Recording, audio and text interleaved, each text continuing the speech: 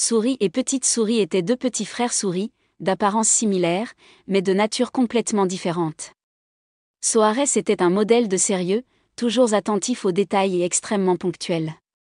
Il planifiait chaque journée avec soin et ajustait sa montre-bracelet, héritée de son père, avec la précision d'un horloger. De son côté, la petite souris considérait le temps comme un détail sans importance.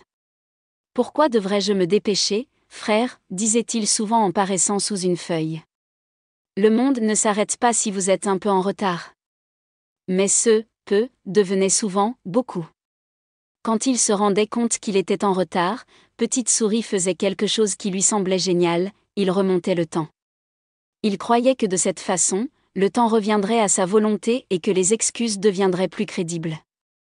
Un jour, Petite Souris rencontre Petit Canard, un ami joyeux mais très strict. Ils avaient convenu d'aller ensemble à une fête au bord du lac. Le caneton s'était soigneusement préparé, avait arrangé ses plumes et était arrivé à l'heure, attendant la souris au bord de l'eau. Un quart d'heure s'écoula, puis une demi-heure. Le soleil descendait lentement vers l'horizon et Caneton commençait à perdre patience.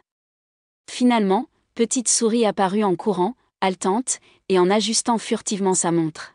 « Je suis désolé, Caneton, mais ma montre est en retard. » Il se justifie en souriant largement, espérant que sa blague désamorcera la situation.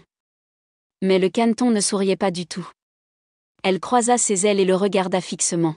« Petite Souris, ta montre est en retard car tu la remets toujours en arrière, » dit-elle en secouant la tête.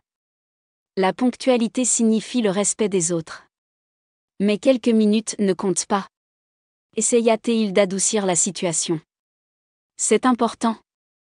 Et sachez que je n'aime pas attendre. Adieu, répondit le caneton avec détermination et s'éloigna, laissant la petite souris seule sur le rivage. La petite souris soupira et regarda sa montre.